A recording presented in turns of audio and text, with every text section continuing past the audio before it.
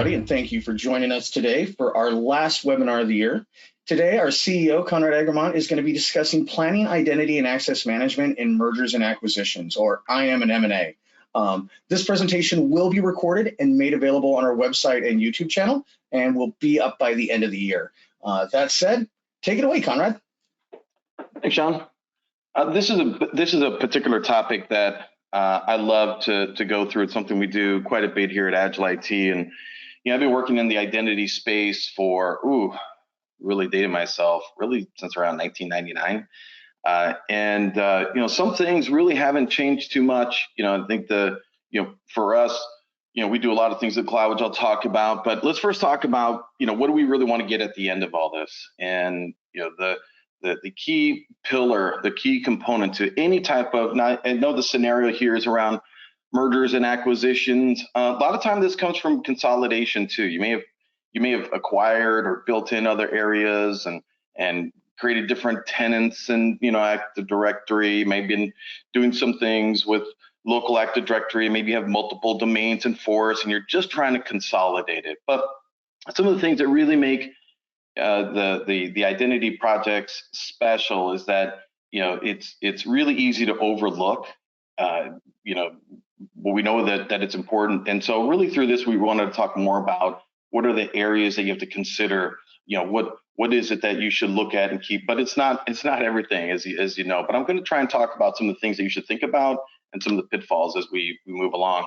Now, when we think about it from an Agile IT perspective, and in many ways, we're cloud first for everything. And even here, you may want to have, at the end of the day, all of your users and partners and collaborators all working through the cloud. What you don't see here, even though it says no need for local Active Directory infrastructure, which is what we'd love to have, but there's also reasons that maybe you need to maintain them or you have to roll it out slowly. So it's something we have to deal with, but you still want your users to have a consistent experience at the end, especially through a merger, you're coming together, an acquisition. That business decision was made because, decision was made because maybe they're growing through acquisition. Maybe it's there's other reasons of why the merger acquisition is happening. And normally when it does, it may be the first time your business is doing it. It might be something that you continue to go through, and it has its own demands in terms of time constraints, right? Because there's something in a contract that says you need to do it. But at the end, it's because you're trying to get some mutual benefits from these services coming together, so you can have better productivity and have all those services and maybe save money on infrastructure, licensing, or teams, whatever that might be. There's these clear drivers that's going through it. But we also know that when we go through this, I understand we say identity management, which is sometimes you could think of as the ongoing management identity, which is true, but it's also how do I manage the identities through this process? So one of the things that we'll talk about consistently and often through this is that it's around communication, terminology. These are the areas that really kind of kill migration projects and make them struggle and whatever that might be. And again, for us, we just 100% focus on Microsoft Cloud Services, but it doesn't mean that, well, do we not think about local Active Directory? Of course we do, because they get connected. What about servers on-prem? Of course we do, because we can do those things from Azure. Not just from we do these services, but think about the overall migration. I'm not going to talk much about the infrastructure today. It's probably a good webinar for the future, but that's what we focus primarily on, but it means there's lots of other starting points. Okay, so first off, we're going to go through this view 2 other times and kind of walk through where we're going to go. So let's talk about a starting point. I think it's beneficial as we talk about the planning assessments of what you're going to do if we have a scenario to work through. So here's our scenario. And again, your scenarios might be different. You might be a more complicated, a simple one of this, but it's something to think through. And I try to pull together some scenario, this one big scenario that believe it or not, there's been several customers we've helped through this exact same scenario. So I don't think it's that far-fetched. Yours might be different, but this will give you a little bit of a flavor. Okay, so in this, we actually have, we have 4 environments. Okay, we have 4 environments in this particular area. So first off, we have Contoso. And yes, I'm using the Microsoft, fictitious names because it's nice. We don't want to use anything else. So here we have Contoso. Contoso has a local Active Directory. They are using Azure AD Connect that synchronizes the local users that we have here in groups in this particular scenario, and it synchronizes it with their tenant, which is a contoso.microsoft.com. And it is the one hosting their email with Office 365. So pretty, in this case, traditional, hybrid, connected. And by the way, one thing I would talk about in terminology, just bring it up now, is that we say hybrid. It's always important to talk about hybrid at what level, because you can have hybrid with local, with Azure AD, and only have, in this case, we're doing it for both mail. So here we have users that are synchronized up in here and they're getting email with Office 365, but there's also hybrid Exchange, and there's also hybrid SharePoint. So one thing that's, we say, oh, we're in hybrid what? So these things are important for, that should be addressed. So now we have Contoso here. So again, local Active Directory, we have Azure AD Connect. I'll talk more about some of the options there, and it's synchronizing it, no problem. This scenario here with FabricCam is a bit different. Again, we do see this where the customer is saying, well, we do have local Active Directory because we use it for some other business applications or our desktops, but we use Google Workspace. That's where all of our email is. But curious that we have Azure AD Connect and Azure Active Directory and no SMTP domain. Well, that makes sense because all of their email is being done by Google. So why do customers do this? Very frequently, it's because of Office 365 business applications. They say, well, I bought the licensing up here. When our users connect in, here it says user, at fabricom.net, which they could do. They could register, but still not do email. But more often, it's Conrad at fabricam.microsoft.com. Could be done in different ways, fun other discussion. But again, they're different. They both have tenants. They're both having some Office 365 services, but Exchange Online is not being used, Teams is not being used. And they just synchronize it this way because one of the benefits is the users here, when they access their Office 365 business applications, they can use their same password that they have here. So that's what they really like. So they can do the licensing assignment. Those users are using it on their workstations that could be in the network, remote, doesn't matter. And that's their scenario, what they have. So again, two tenants, two completely separate environments for local Active Directories. We can see they're different. Now we have the third one. This third one has, so Litware does have a local Active Directory.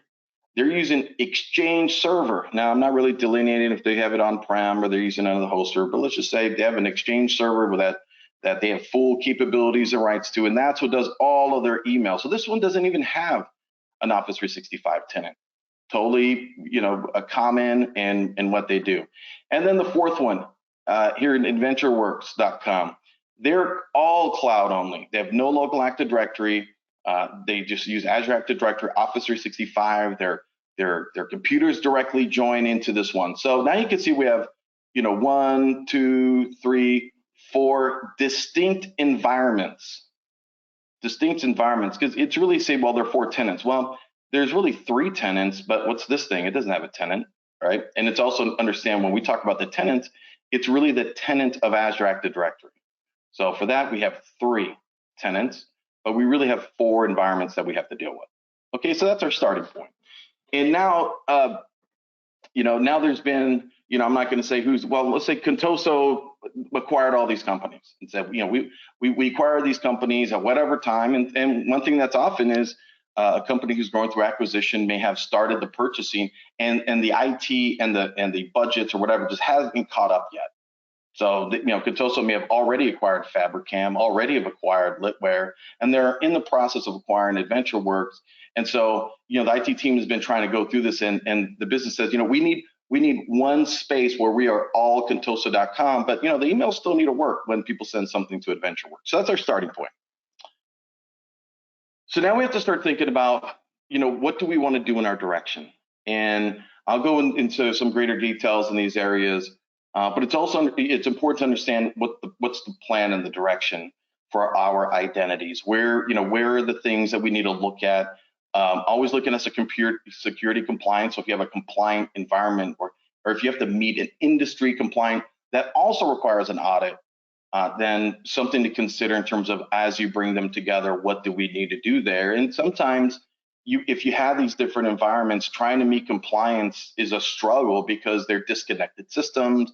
They're all using a bunch of different tools and applications, different IT teams, and they're all wonderful people. And all of those tools and third-party things are working. Yeah, they kind of work, but through an acquisition, it really is a forcing function to then, challenge, what they do. How do we bring them together?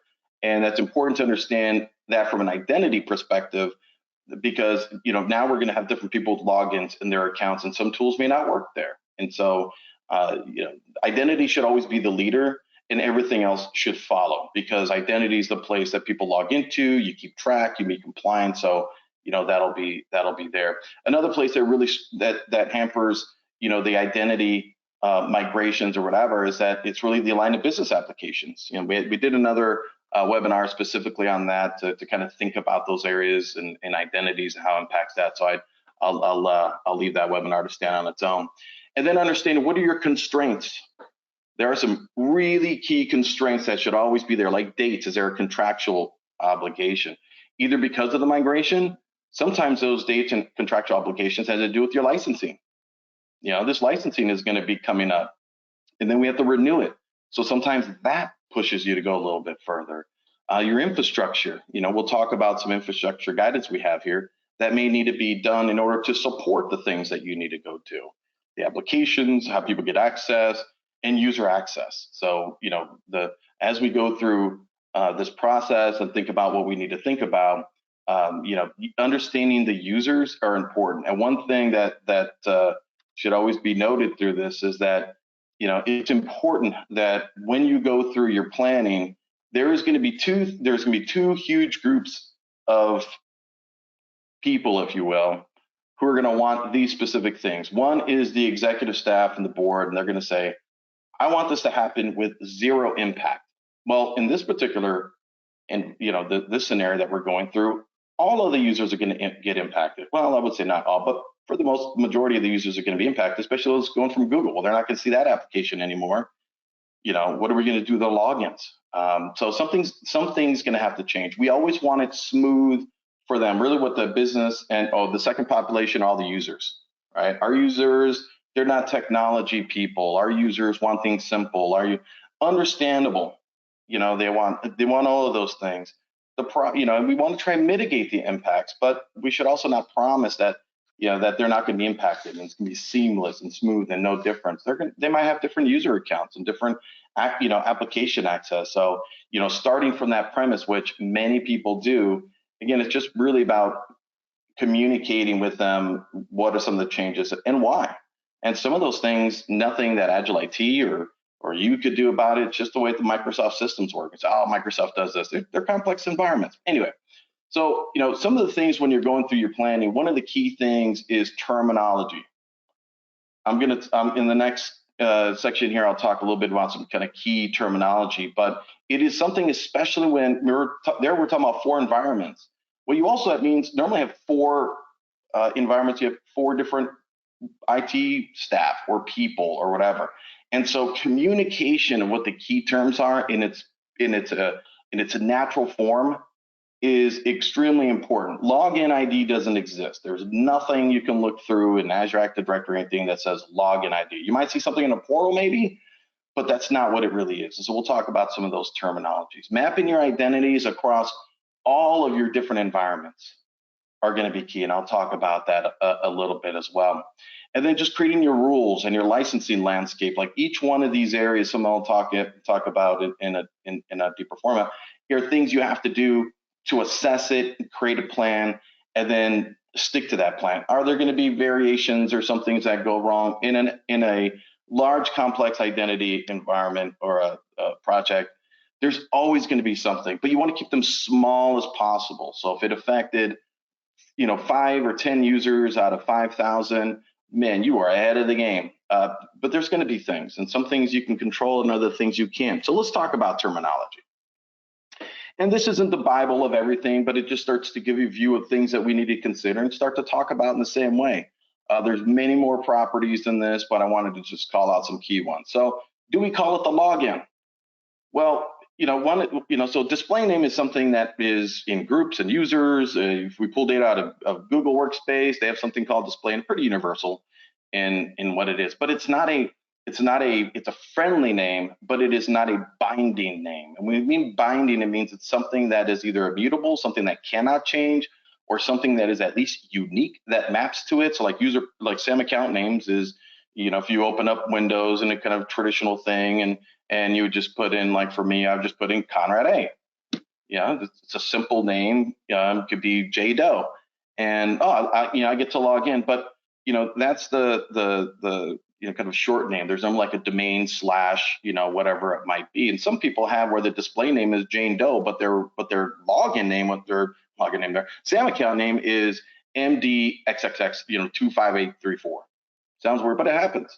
So, but this is something we have to keep mindful of. Like, well, how will people log in? They're normally used to logging in with their SAM account name, or they'll say their login name. You mean the SAM account name? Yes, because it looks like that format. Do the users have user principal names?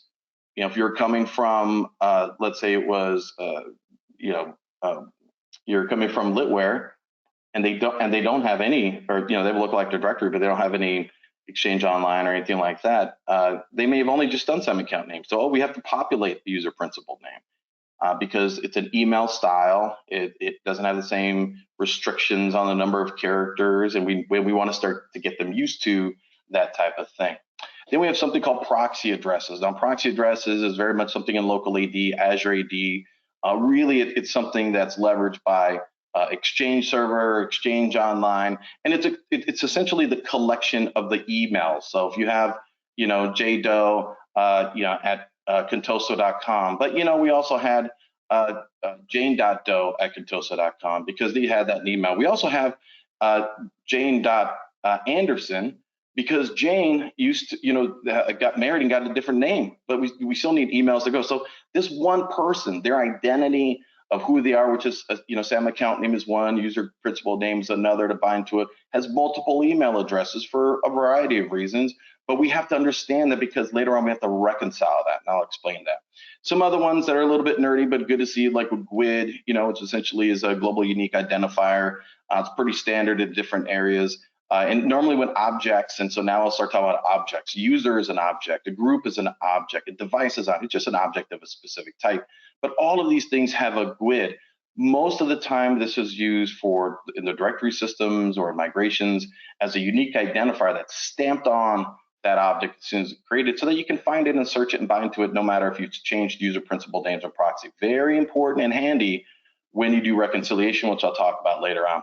SID, there's something called SID, security identifier. I also put the thing on here for on-premise security identifier because if you're syncing with Active Directory, with local Active Directory through AD Connect, through Azure Active Directory, the SID will be matched up because the synchronization is happening. But the SIDs are normally only used for traditional Windows type of identification. That's what's used when you put a permission on a folder or something else.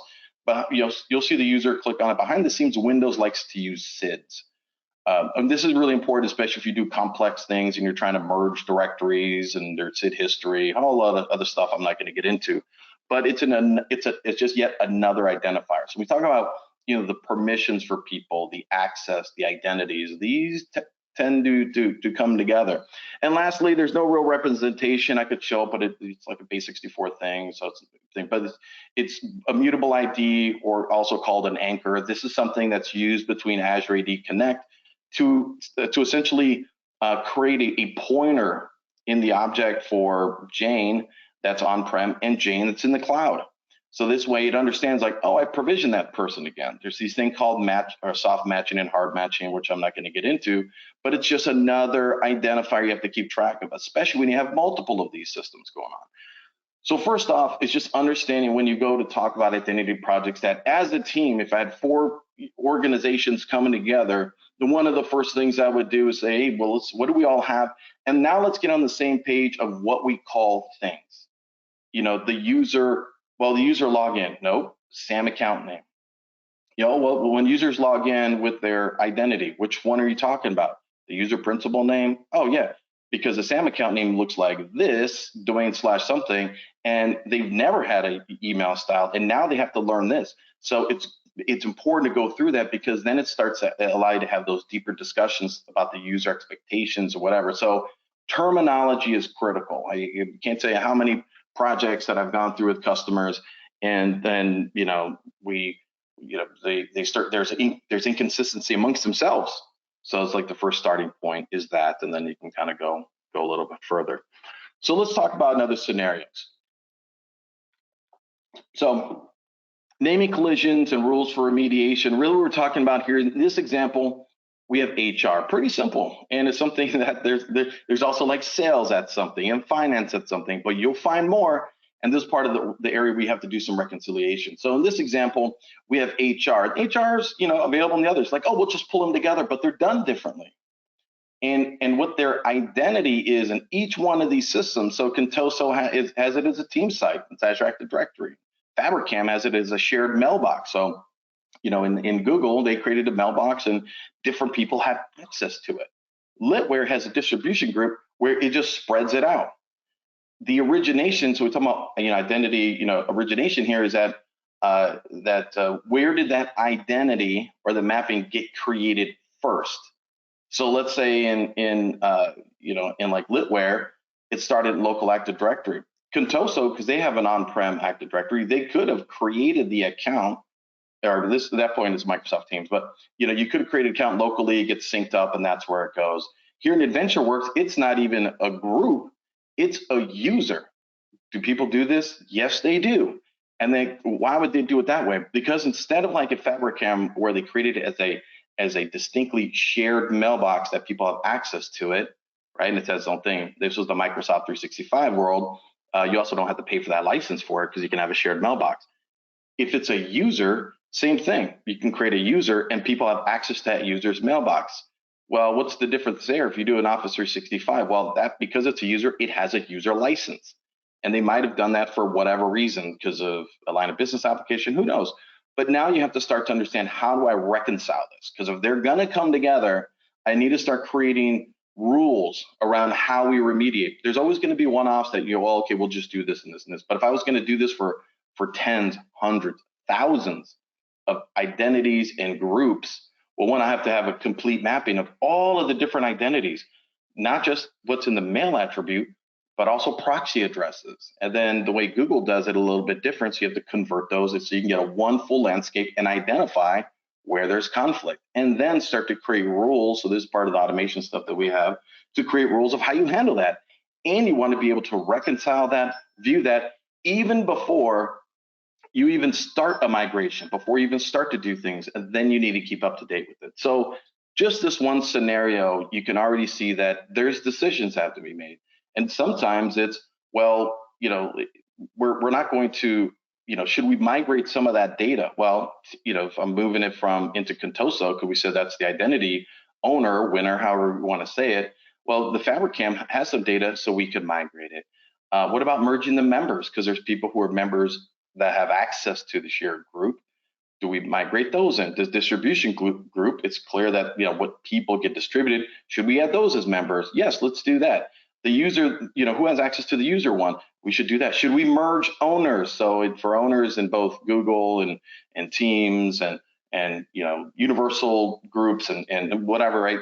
They all have, many of them have an owner, right? So you can essentially delegate out who can manage it and all that. Do I want to merge those in? Well, in the case with HR, I don't. Maybe because the Contoso team of HR people are saying like, no, we're this manager, the other people, we don't want to own it. Okay, so don't do that. So now we do want to merge in the aliases, because the other part is that, hey, hrcontoso.com is going to win, but we still need to later add on fabricam.com, litware.com, and adventureworks.com into that one, in this case, Microsoft Teams, so that it can receive all of the emails potentially coming together. So now you start to see one scenario can get complicated. So you need to look at this and then keep track of what the mapping or relationship is going to be. So, it's where, good automation will kind of get you through it. And then if we start looking at the current state of identities and we start saying, well, all right, well, in one organization that we have, we're doing emails or email addresses in one style. And the second one, instead of doing first name dot last name, they just do an abbreviated version that's there. Yes, you're still going to have to reconcile if you have two John Smiths and sort that out, but it's also understanding how they log in, what applications they get access to. So that's kind of the broader thing. How do they log in? Where do they go? And keeping track of all of the different variations of the aliases, the access that one person can have, and then multiply that by how many services and applications. So good planning, automation, understanding your rules is what's really kind of get you through these scenarios. All right. So let's talk about, in the example, there's just one example. We're making some identity decisions that we're going to go through here, and then talk about its complications that you would go through. I'm not saying this is the way to do it for the scenario. There's lots of different ways to do this and merge ADs and all that. But for this one example, here's the way we're going to go. Three things. What are we going to do with Azure Active Directory, Microsoft 365, from the identity perspective? So I normally hate reading all the slides, but this one I kind of have to a little bit. So the first thing is that Contoso is going to be the winner. That is the place that ultimately everything is going to go into. So we're going to, eventually we're going to want one Azure Active Directory that we all bind to and we have there. Now, understanding that, there's that in Contoso and Fabricam that we already have the local Active Directory. We want to continue to manage to do that. So we're gonna want to have hybrid cloud managed devices for that. For Litware and AdventureWorks, we're going to directly join Azure AD devices and Intune. Well, first off, for AdventureWorks, and I'll give a slide here that encapsulates the results of all this. For AdventureWorks, remember, they were cloud only anyway. So for them, there was no local AD, so there's no hybrid. Hey, Conrad, do you think we should put a local AD? If you've never had a local AD, you should never build a local AD. And if somebody's telling you you have to, we really should have a conversation, because it's just a lot more headache and overhead. You're trying to get off of it. So that's our goal right now, just for Azure Active Directory. Now let's talk about local Active Directories. Because of the time constraints in this scenario, we're going to stick with keeping local Active Directory around for all the places where it currently is. Could you start to move away from it? If let's say in a simpler one, if it was Litware, you could decide to move away from it, but man, that's going to be a lot of changes for your devices, a lot of changes that's happening there, and you kind of want to limit that a little bit. And I'm not saying kick the can. I love to do a lot of things early on, but there's only so much you want to add into the mix because it adds complexity. Now you're not sure, are things not working because we didn't do something in the identity? Is it the local Active Directory piece? You kind of want to take these things in phases. Although you are changing a lot of things, you don't want to over add them because it's hard to run down the scenario. So okay, so everybody's going to keep their local AD because of some of the line of business applications, and that's why we're sticking around here. There's already going to be some network connectivity. This is going to be key when I show the next slide. And even though there was two different AD connects running, one for Contoso and one for Fabricam, and even though Contoso, the tenant, is going to be essentially the winner, the end zone for this, we actually want to put AD Connect in the Fabricam, and I'll visualize it, the Fabricam data center, and it might be because they have more servers there, a better connection, better cost management, where the other place for Contoso, they only had a few servers left, and they want to get off that cost, whatever it is. That's what we're deciding to do. We're going to move it to Fabricam. And then for Azure AD Connect for provisioning for Litware, perhaps, we don't really need to hybrid manage that because they're going to be directly joined, but we still need to synchronize the users and groups.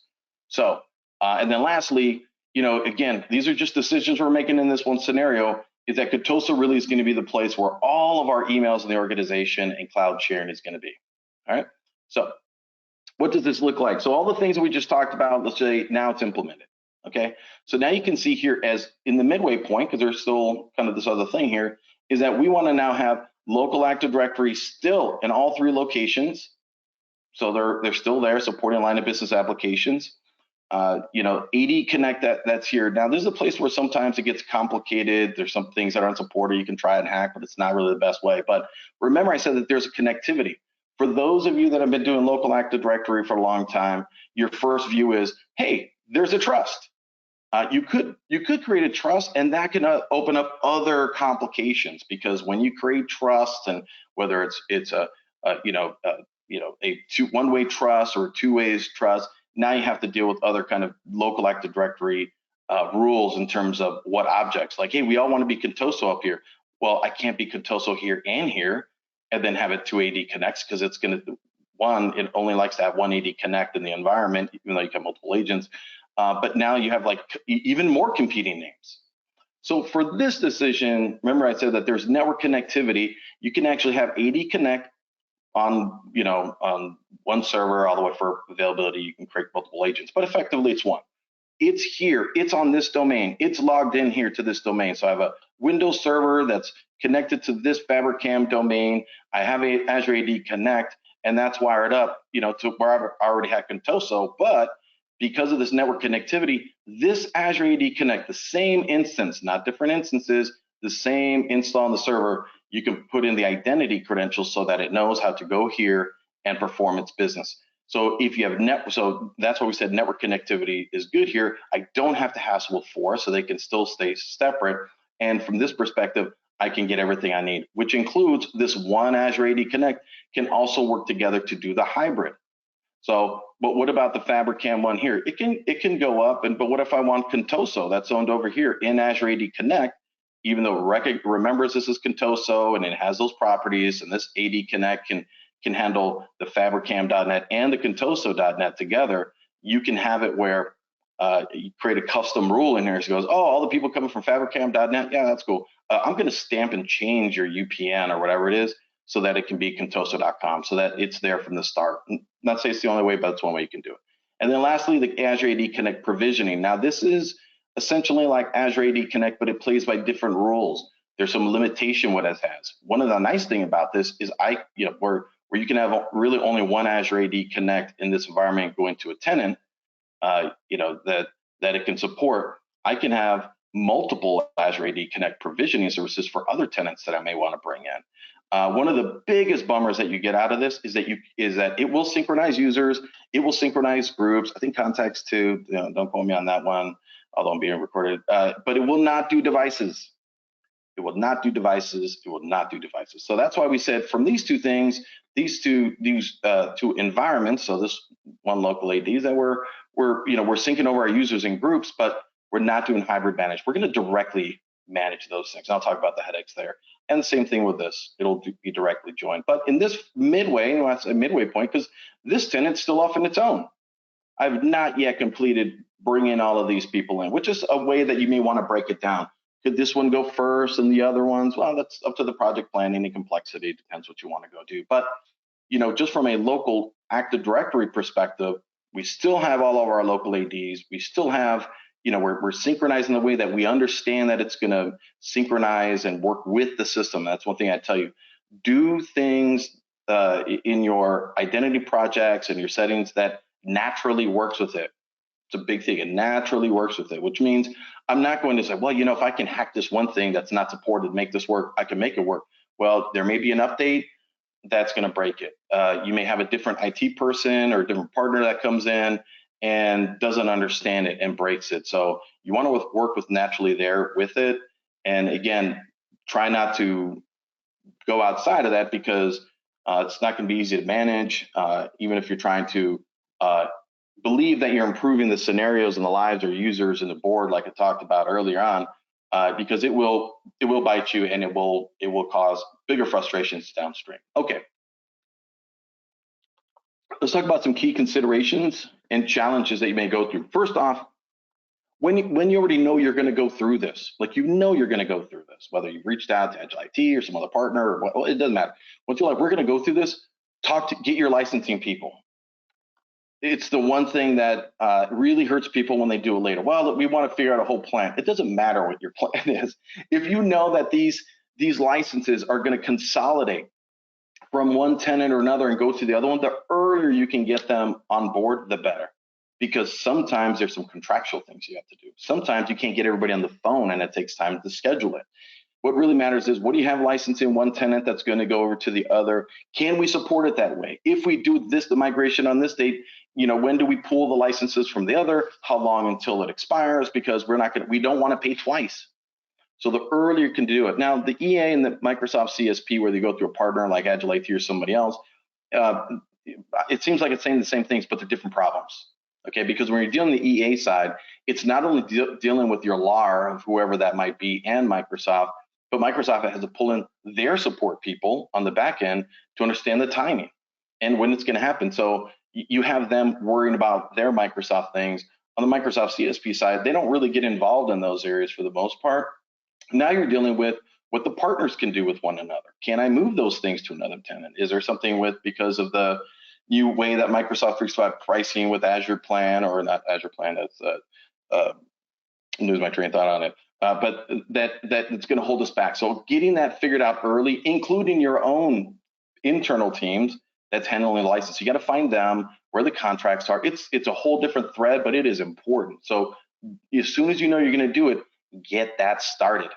Second part is understanding that, devices that are changing from things. So, there's still some fundamental parts to Windows clients. I can't really talk more about Mac because I'm not the Mac expert, and there's some things there. But, a Windows client, so Windows 10, Windows 11 servers are a whole other thing. But they always want to have a relationship with the directory, right? Or it's just like a home PC. So it could be its primary one. When I talk about it, is what does the device connect to first? So if I have a local Active Directory and I have a device that connects to it, that's the primary one.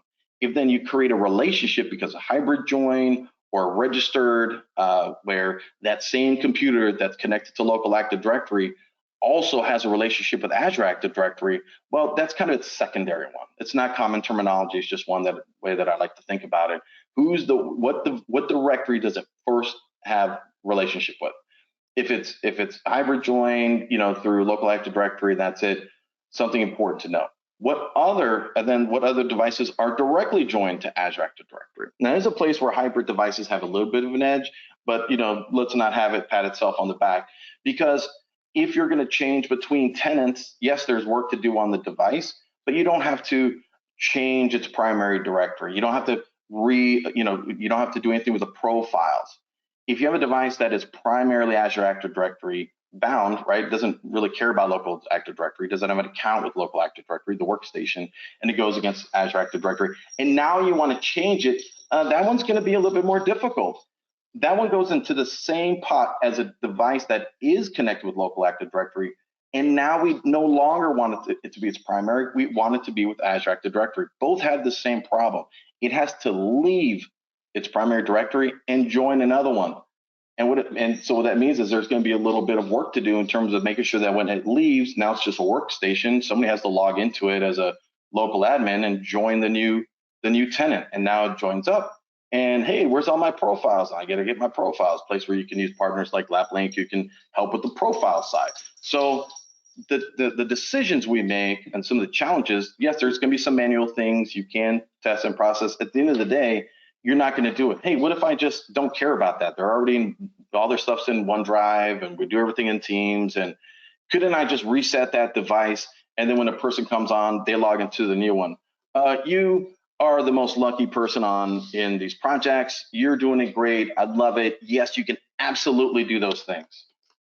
But to do that for thousands of people is going to be tricky. And good communication, that's the preferred way for every IT person, but probably not as beneficial to the users and the business that have it, because they might have other applications you haven't deployed out yet. So, there's a balance. But things to think about: what are our decisions doing it? And then, the other thing is try to limit your changes. I mean, I'm a believer that if we're going to change, let's change as much as we can, but it's also as much as we should. So if you're changing formats of logins or namings or naming structure from one to the other, you could do it, but make sure that all of the work that you did before in your assessment and planning of the mapping, like, oh, I know when this user was this in this directory, and then I moved them into something else in our plan, I at least have a file or something that kept track of those binding things like the GUIDs, so that even as they convert it over, I can match them, so I can make sure they go in the right groups and the right names. Crucial. So if you are going to make those kinds of changes, account for it. Hey, well, if we're going to make these changes, do we have the right binding properties so that we don't lose sight and don't get a lot of IT calls or whatever? So you could do it, but you just have to make sure that it does that, and you have rules for remediation. It's funny that in this, I didn't start with this. I always feel like I do when I want to go through it, because if you've been in IT for a long time, I'm sure you've seen the memes and T-shirts and mugs that says, it's always DNS. And I'll tell you, in a migration like this, DNS is certainly a big part of it. So again, part of your planning is, well, for all these email addresses we're going to have, and even internally, because of internally, we also have split brain DNS in places. You might find it on a route on your firewall router or whatever device you have at some offices. We're doing split brain and local DNS in our local Active Directory at the local DNS in a couple places, but not all of them. So understanding the naming and who owns it, and then who has access to not only the those DNS services, but hey, we have 4 different environments. 2 are done with GoDaddy, with 2 different credentials, 2 different services. This one company was doing it great with Azure DNS. Another one was using Cloudflare. Like, it's all over the place. You got to get a plan for who has access. What are we going to change? When does it change? What properties? Is it for email? So, and then going through that, okay, we're going to go through this process. Who has access? So-and-so. Check it today. Why? Things happen. We lose access. It could break everything. So proper planning.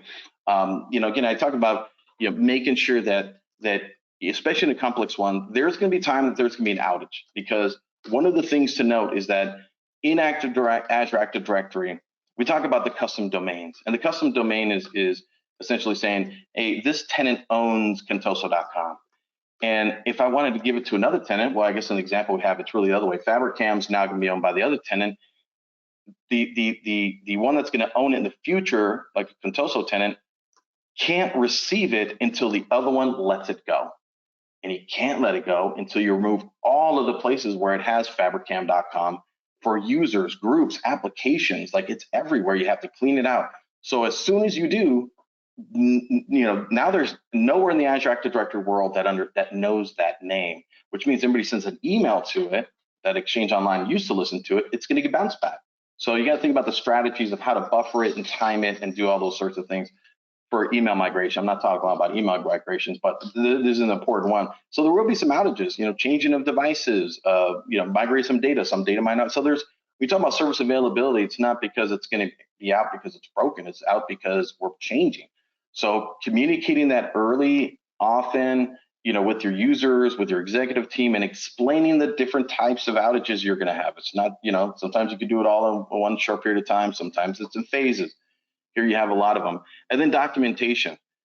The documentation early on, I said, is an assessment. You have to collect things from all of the environments. Every place where there's an identity or a setting or a value, you need to get them together so you can, so you have one view of it all and understand how to then map it and then reconcile it, and then understand how to make that reconciliation consistently.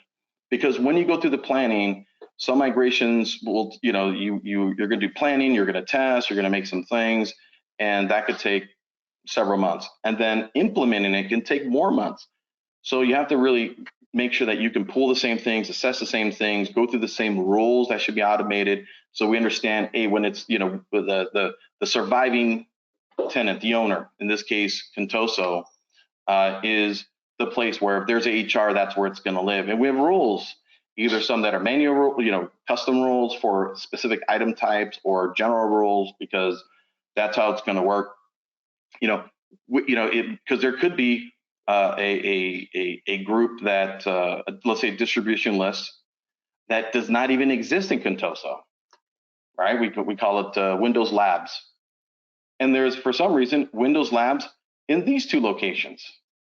Which one is the winner? Which one do we take the properties of it being a shared mailbox or it being a security group? And then do we have the members, the owner? So you can see there, like, each one has to be reconciled, and automating what you believe your rules are and going through that over and over allows you to have consistency in case the organization continues to do more things, even at the end of the big migration project. And so, but it's something you consistently check, run, manual update, and just know what the landscape is. So now we have the scenario here where, this is the completed for this phase, because you still might be able to say, hey, we're really close to removing this local Active Directory. We can do it at this point here. The devices already cloud managed there. We didn't want to make all those changes right now, but now we can, go through the process of disconnecting the provisioning, and hey, we just moved our last line of business application to a SaaS app. What do we do with this? Well, once you disconnected it in your SaaS app, just turn everything off. Right? There are cloud-only accounts in here. The devices are registered here. Nothing's being used here. One thing to really note is that many times this is also providing your local DNS resolution that's there, and so that's the kind of thing that you really want to keep in mind. Like, hey, where's the DNS going to go? Well, we don't really need the local AD DNS, so we're gonna just change that to the route or the firewall. Everybody else is remote. So again, DNS can be a problem in Sneaker. Okay, so from that we went through a number of different things, a bunch of different areas around these kind of complex identity structure, what you need to really consider as you go through, and it is achievable. And in complex consolidation scenarios, or mergers, acquisitions, it's really the planning, the communication that's going to be key. So some recommendations. One is, again, I can't harp on it enough, collect, aggregate, and reconcile things early and often, because you want to keep checking things. The business is going to make changes. You might be acquiring another business, so you need to build up if you're acquiring, if you're growing through acquisition, it's a practice you have to get good at. And understand what we look at, how do we assess it, and then remember, those people coming in from that acquisition, you have to start over again in terms of getting them on the same page of how we communicate things, what are the properties, that's part of the process to go through that. And then the rest of it, like we discussed, just understanding our licensing, getting your vendors together, getting on the same page, what's there. The earlier that you can see where conflicts are going to happen, you're going to remove things like duplications, not understanding what property went where. How are people going to access it? These are things you can do early and often and check with those business teams, and even slowly roll some things out. But when it comes to the tenants, in this case with Azure Active Directory, we're moving them. People can talk about, well, I want to do a migration and you use Exchange Hybrid. If you have an older environment, I tend to tell people don't do that, because you're going to spend many hours, lots of work, a lot of pain before you even want to move mailbox. So there's other tools to do that without having to do hybrid. Even though you think some benefits there's more pain than there is niceties. But once you do that cutover from removing the custom domain from one and put it into the other, it is a clear cut thing there. And now it moves to another tenant. So understanding that the devices, the users are important. So hopefully after this webinar, you have a little bit more insight on what to think about, what to look at, what's in process. There's more detailed things underneath, as and I shared a few of those areas. But this is where it starts, right? Is understanding how you need to talk about and the complexities. There's a lot of other third-party tools you can do to merge local Active Directories. Those are expensive, they're complicated projects, they require very expensive third-party tools. In the end, it's like, but aren't we just trying to go to this Office 365? Yeah, then maybe we should focus on that, because the other ones are even harder to think about and still pull them all into a same tenant. So anyway, I thank you for your time. Hopefully this was beneficial. If you have questions for us, I think we'll take some now after we stop the recording. But please reach out to us at Agile IT. As you can tell, we've done this a lot of times. I've been doing it for years. These are things that come along that maybe not something you do every day, and a little bit of guidance go a long way. Great, so thank you, Conrad. That was informative, and I really enjoyed the surprise guest appearance from Hank. He's managed to stay out of all of our webinars so far. Thank you to everybody for attending. Join us next year or next month as we kick off the year by looking into what the future of CMMC, the Cybersecurity Maturity Model Certification, is going to look like as we head into 2023. And right now, I'm going to open it up for questions. We've got one in the panel right now waiting for you, Conrad, and it's, could Lighthouse and ARC approaches be another option to do interoperability of data and service without the AD and AD Connect route as an option? Well, it's an interesting question. So specifically for ARC is really about connecting more of your server infrastructure. So with ARC, and Lighthouse is something different. I'll talk about that. But for Azure ARC, you could do that in the same exact scenario you're doing here. So this way you can actually start to pull in all of those devices. You could even deploy it in the Contoso Azure subscription and deploy those agents to the servers that aren't in your tenant yet, that are in the other environments. And there you could then aggregate all of that server infrastructure that's across different complete environments and have one view of it. Now, there's other identity questions that come in there, what could be complicated work, but certainly a great place to go. Lighthouse is a little bit different. Lighthouse is a good way to start aggregating the view of other tenants, but it's still not solving your problem for your people and trying to get your people connected into a different tenant so they can collaborate. So Azure AD Connect is still going to be the place where you do that. If you have local Active Directory, that's where I have people accounts, and say, well, we're going to get cloud only. Well, what did we just do? We have disconnected identities. It's still one person, two identities disconnected, which means password resets, password assignments, security and process, just makes things more complicated. So AD Connect really does the right work there for its job. Great, thank you, Conrad. I'm not seeing any other questions in the panel right now, and in order to preserve our attendees' privacy, I'm going to go ahead and stop the recording. Thank you to everybody watching online, and then I'm going to let everybody come off mute as a benefit for coming to these live instead of waiting for them to hit YouTube.